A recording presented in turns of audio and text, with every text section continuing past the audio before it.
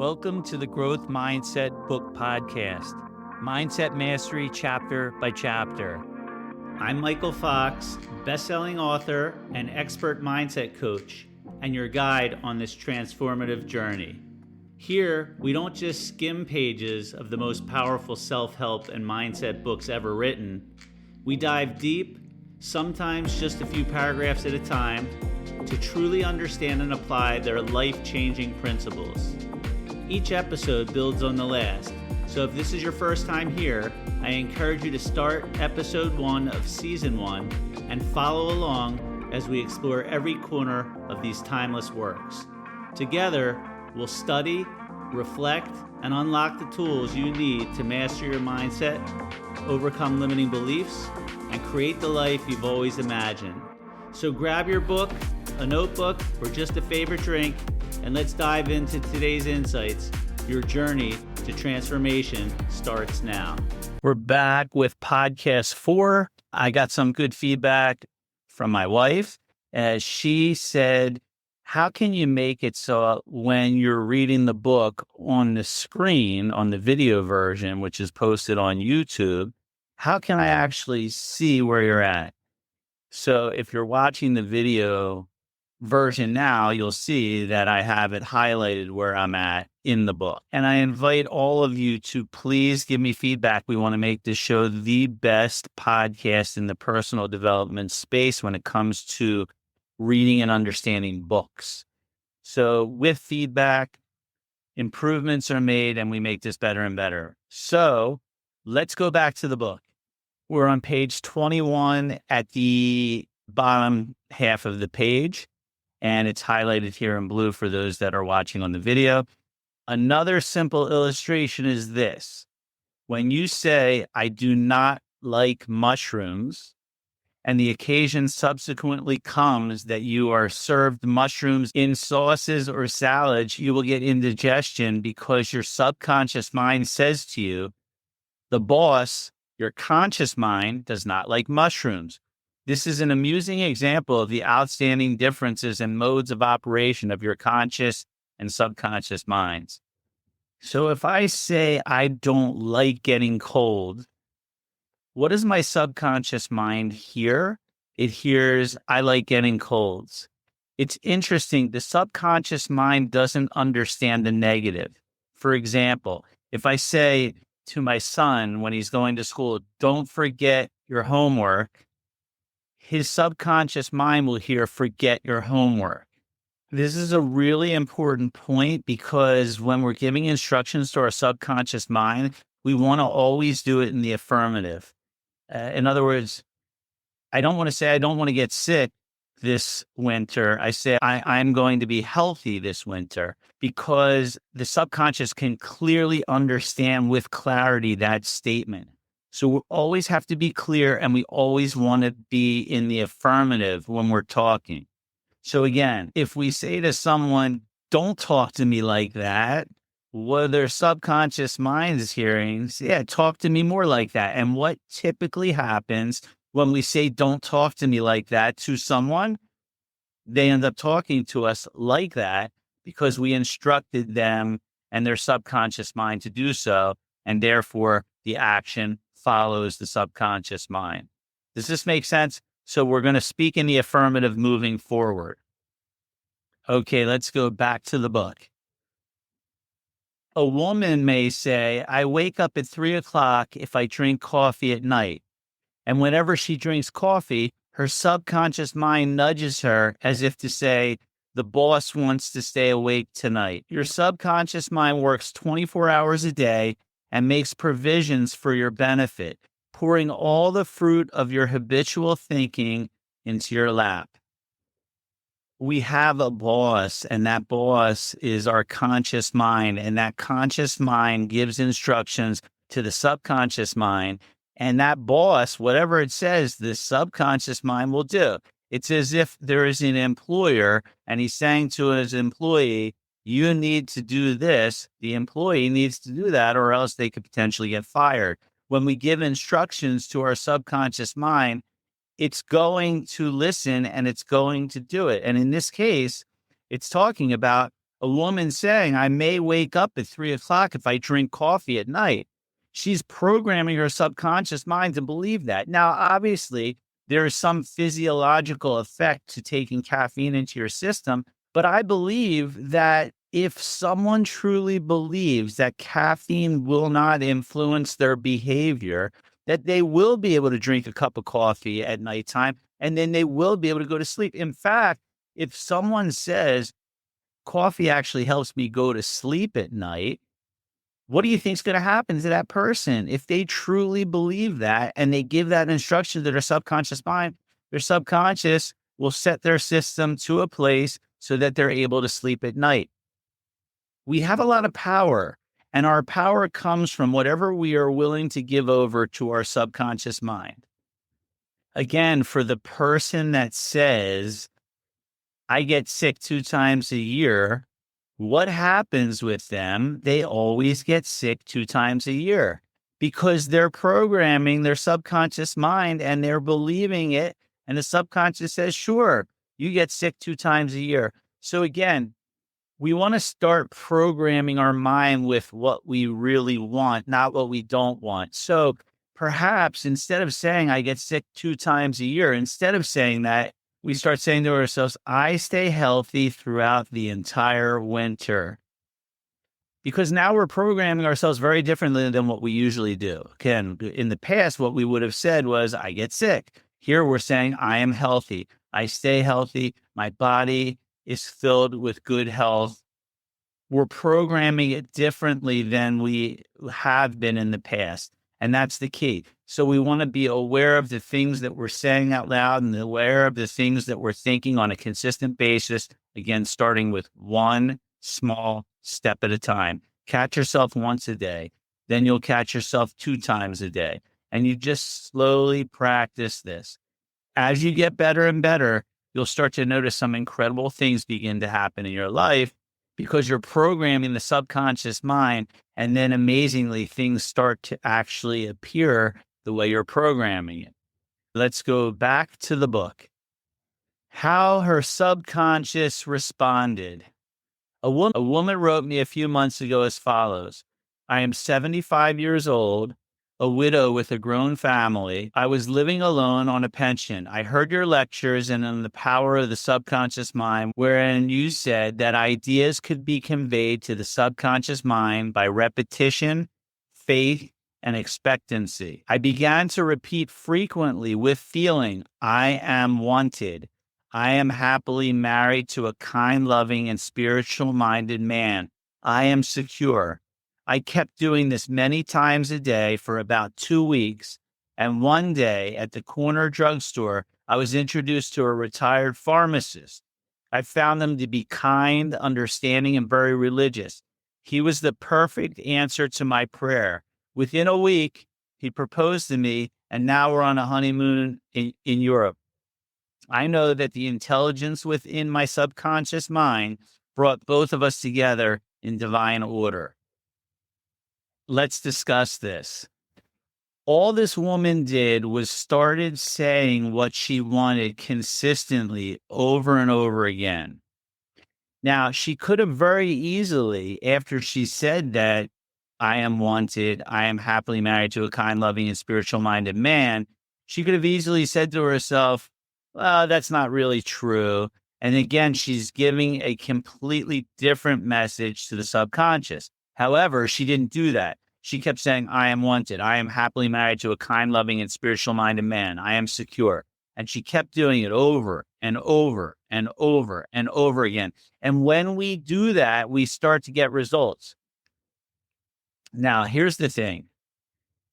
We can't figure out when that result will come. The only thing that we have control over is saying the same thing over and over, saying what we want over and over and over. And when a negative belief pops up, we just reverse back to what we want and we say it over and over and over. And the negative thought comes and we reverse it and we say the positive of what we want over and over. It is a practice and it takes time and we don't know when that thing will come.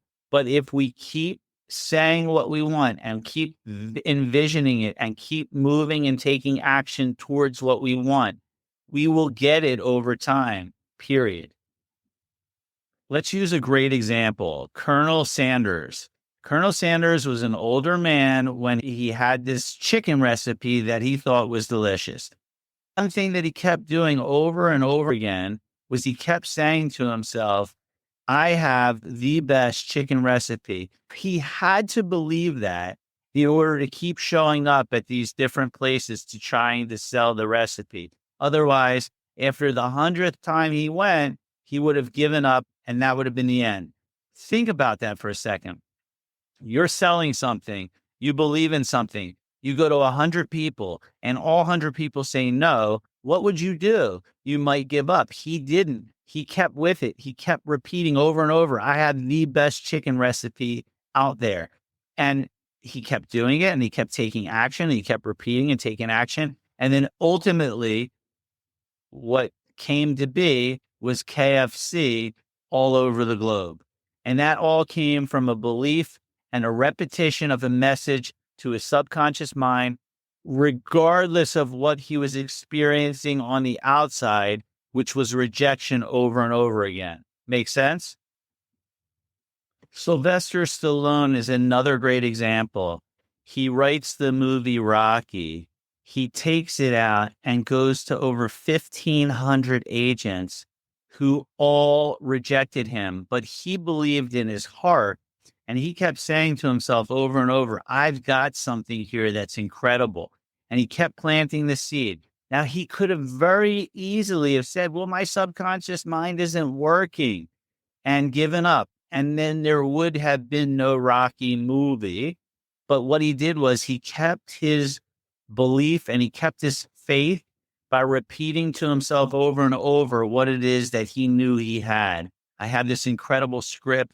And not only did he have an incredible script, but he wanted to be in that movie. And someone actually offered him money and he had no money. He had nothing. They offered him money to buy the script, but he couldn't be in it. And he believed in his heart of heart that he needs to be in that movie because he really wrote it for himself. So they offer him the money and he turns them down. And ultimately, they come back and offer him a deal and told him that he would be in it. And that made Sylvester Stallone become who he is today because he held this faith and he held this belief by repeating over and over to himself what it is that he wanted. He said, this is one of the best scripts and I'm going to star in it. And it's an incredible movie. And he said it over and over to himself because he had to do that. Otherwise, his subconscious mind would have never had him get these ideas to continue on and get the motivation to continue on so that ultimately he would be in the movie. How about Howard Schultz, the founder of Starbucks Coffee? He went to over 200 investors and none of them liked the idea of this global coffee house. However, he saw the vision and he kept thinking about it and seeing it and saying it over and over. And his subconscious mind went to work. And ultimately, with persistence and continuation to moving forward with that belief and with that faith and with that programming into the subconscious mind, it became what it is today, which is this global phenomenon, which essentially wherever you go now, there's a Starbucks and you can get a Starbucks coffee.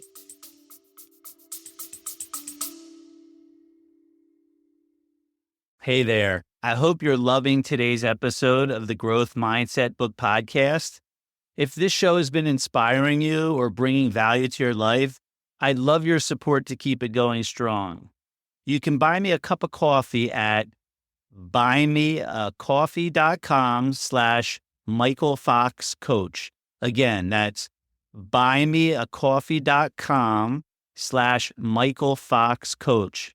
Your support helps cover production costs and lets me keep sharing this incredible journey with you. Thanks for being a part of the community. And now let's get back to the episode. All of these people did the same thing. They programmed themselves to believe and have faith.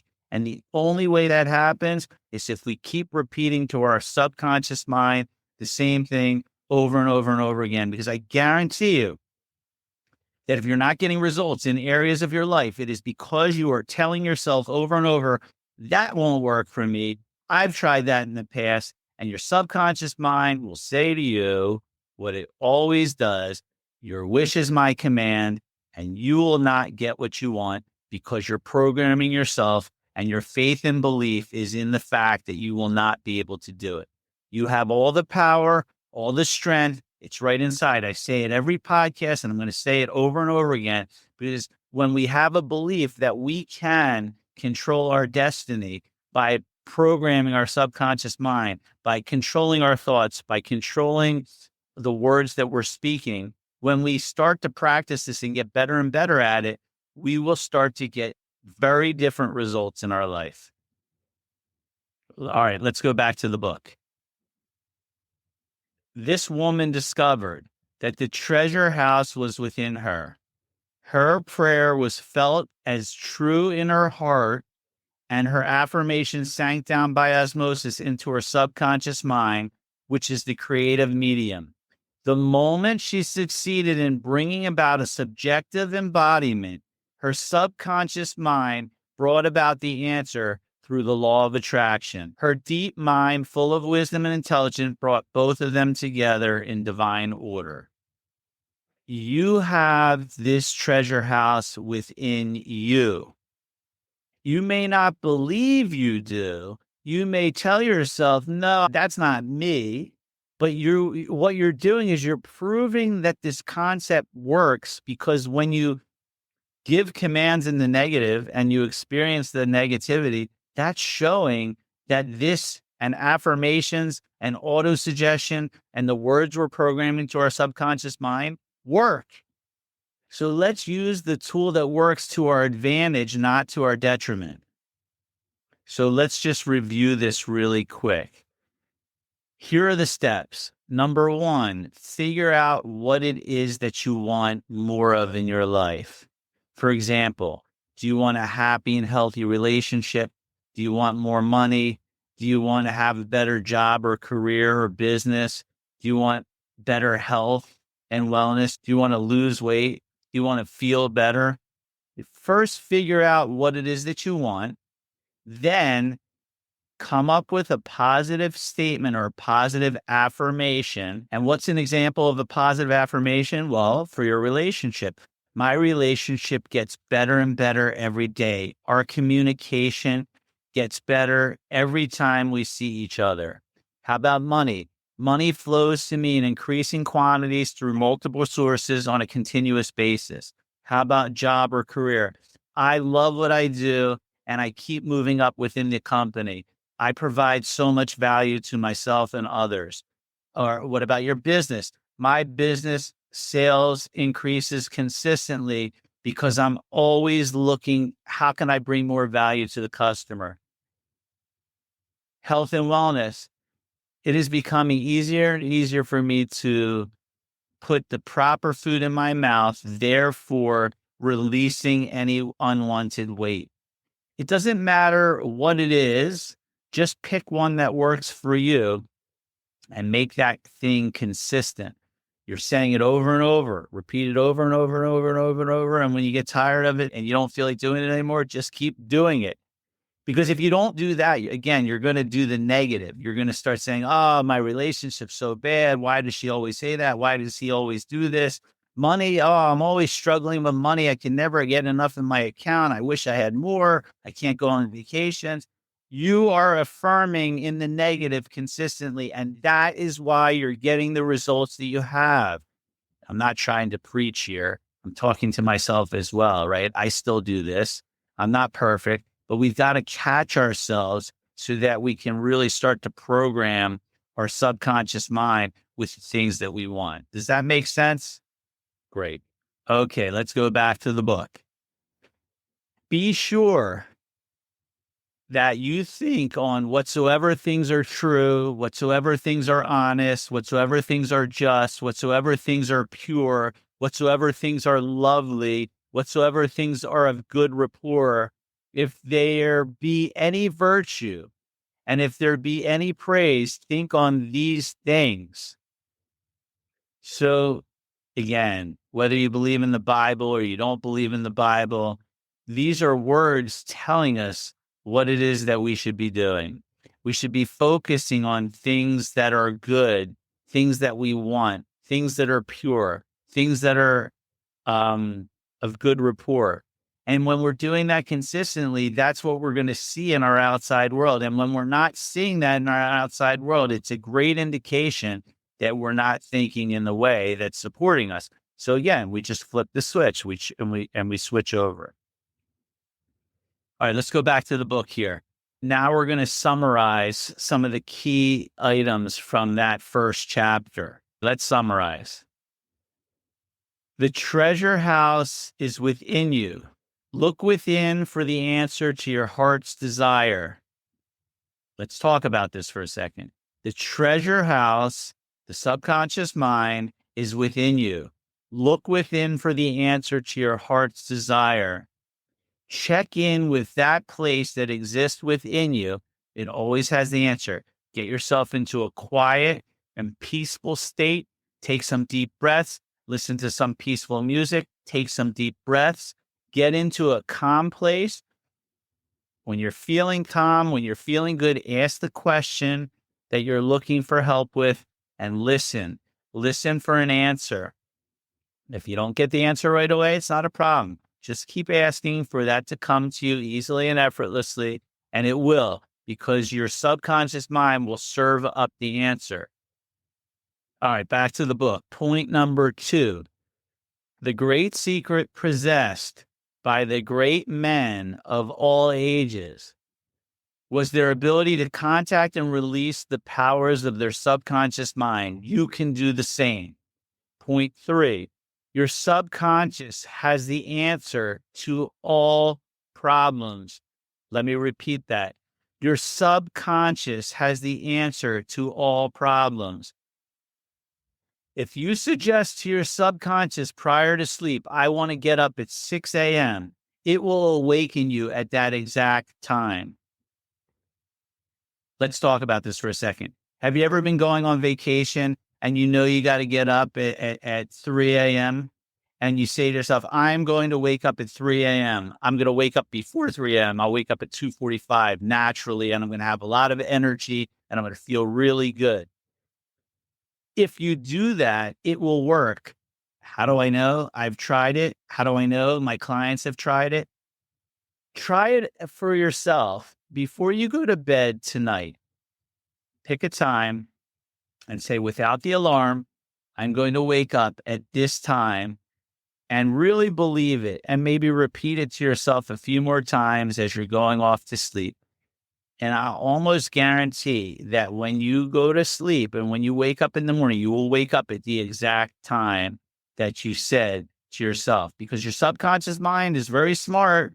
It's handling all these things for us. It certainly could handle waking us up at a specific time if we believe that will happen. Because if we don't believe it, then we're having thoughts in our head. This is never going to work. It goes into the subconscious mind, and the subconscious says, it's never going to work. Okay, great. And then I'm not going to wake you up at that time because it's not going to work. You have all that power that exists right within. Back to the book. Let's go to point 4. Your subconscious mind is the builder of your body and can heal you. Lull yourself to sleep every night with the idea of perfect health and your subconscious being the faithful servant that will obey you. You feel yourself not feeling 100%. You say to yourself, my body is healing easily and effortlessly. It is healthy and abundant with good health. Right? You just keep repeating that over and over, because what normally happens is we'll repeat to ourselves, oh no, I think I'm coming down with something. Oh no, I think I'm getting sick. Oh no. And we repeat it over and over. And what ends up happening is that's exactly what happens. Back to the book. Every thought is a cause and every condition is an effect. Let's discuss that. Our thoughts are unbelievably powerful. Whatever we think is what we will experience in life. Let's have an example here. Two people own a business. One person thinks to himself, no matter what obstacle gets in my way, I will figure out how to get to the other side of it. That's one person's point of view. The other person's point of view is, oh my gosh, I don't think I'm going to be able to handle this. I've had obstacles in the past and I never was able to get to the other side of it. Therefore, how would I ever do that in a business? The only difference between those two people is the way they're choosing to think. And our thoughts program our subconscious mind, and then our subconscious mind goes to work giving us the results. So the one person, when he runs into an obstacle, will get right past it, or eventually will get past it. And the other person that runs into the obstacle won't, all because of the way that they think. Back to the book. Point 6. If you want to write a book, write a wonderful play, give a better talk to your audience, convey the idea lovingly and feelingly to your subconscious mind, and it will respond accordingly. Let's talk about this. This is a really important paragraph because what it's saying is convey the idea lovingly and feelingly. What does that mean? It means that when we have a specific thought and we attach a positive emotion to it, it's like instead of planting one seed in the subconscious mind, it's taking a handful of seeds and putting it in the subconscious mind. So before I start saying the things that I want to say, it might make sense to get myself feeling really good, right? Take some deep breaths, go for a walk, watch something funny that's going to make you laugh. And then when you're feeling good, instead of planting one seed in your subconscious mind, it's like planting a handful. So really allow that in and plant them all and take advantage by getting yourself to a place where you're feeling good first, then start with those affirmations of what it is that you want. It's like having fertilizer by feeling good in the soil, right? We're putting fertilizer in and it's allowing these seeds to sprout much faster because we're attaching the feeling or the fertilizer to the soil. Okay, back to the book. Point 7. You are like a captain navigating a ship. He must give the right orders, and likewise, you must give the right orders, thoughts, and images to the subconscious mind, which controls and governs all of your experience. I heard this great saying, you can't hire someone to do your push-ups. And it's so true. You can't hire someone to do your thinking for you. You are the one that's in control of it. You're the captain. You're navigating your ship. So you have to give the right orders. Otherwise, you'll give the wrong orders and you'll experience more wrong in your life. So again, this isn't bad or good. This is like having an instruction book finally for how to get better results in your life. And that is to start really paying attention to your thoughts and start shifting them. Let's go to point 8. Never use terms. I can't afford it. I can't do this. Your subconscious mind takes you at your word and sees to it that you do not have the money or the ability to do what you want to do. Affirm, I can do all things through the power of my subconscious mind. I want to say that again. Affirm, I can do all things through the power of my subconscious mind. I want you to think about that for a second. How many times have you said, I can't afford to buy that? I can't do this. I can't. The subconscious mind hears it and says, your wish is my command. By saying this one statement, I can do all things through the power of my subconscious mind, and you say that over and over and over again, what do you think your result's going to be? We already know because we've discussed it, but we've got to practice this. We don't want to read this book and not do it, not practice it. We're reading and we're putting it into practice consistently. You're not going to be perfect at it. Don't worry. We're just going to keep practicing and getting better and better. All right, let's go to point 9. The law of life is the law of belief. The law of life is the law of belief. A belief is a thought in your mind. A belief is a thought in your mind. Do not believe in things to harm or hurt you. Believe in the power of your subconscious to heal, inspire, strengthen, and prosper you. According to your belief, it is done unto you. Let's talk about that for a second. A belief is just a thought that you think over and over again. The law of life is the law of belief. A belief is a thought that we think over and over again. So the law of life, the way that we believe, is by repeating what we want to ourselves over and over and over again. And I promise you, if you do that for 2 or 3 weeks and you're repeating it and you go back to, I don't believe this is going to work, it won't work. It won't work. You got to stay consistent. We have to be the Colonel Sanders. We have to be the Sylvester Stallone. They don't give up. They keep doing it and doing it and doing it. And if you keep doing it, you will get the result. I promise you. You'll see that anytime you haven't gotten a result in your life, you've gone back to the same thing. This isn't going to work. You've gone back to saying things in your mind that weren't going to support you in getting what you wanted. Back to the book, point 10 summarizes the whole thing, which is change your thoughts and you change your destiny. From now until next week, just pay attention to the thoughts that you're thinking and notice, are the thoughts that I am thinking leading me to the destiny that I currently have? And the answer is yes, it is. Do you want to change your destiny? Do you want to change your results in life? Do you want to change what you're experiencing? The way to do that is to change your thoughts. And the only way you're going to change your thoughts is by practicing. I know you hear me say these same things over and over again, and you're going to continue to hear me say it over and over again. And the reason I'm doing that is because I am programming your subconscious mind. You need to hear this over and over and over again so that ultimately you're going to get the results that you want. That's it for this week. I will see you in the next episode. By the way, below you'll see there's an option to buy us a cup of coffee that helps support the show. We appreciate it. And we wish you a great rest of the day, great rest of the week. Practice, practice, practice. You will get better at this as long as you keep practicing. Have a wonderful day. I hope today's episode inspired you to take one step closer to mastering your mindset.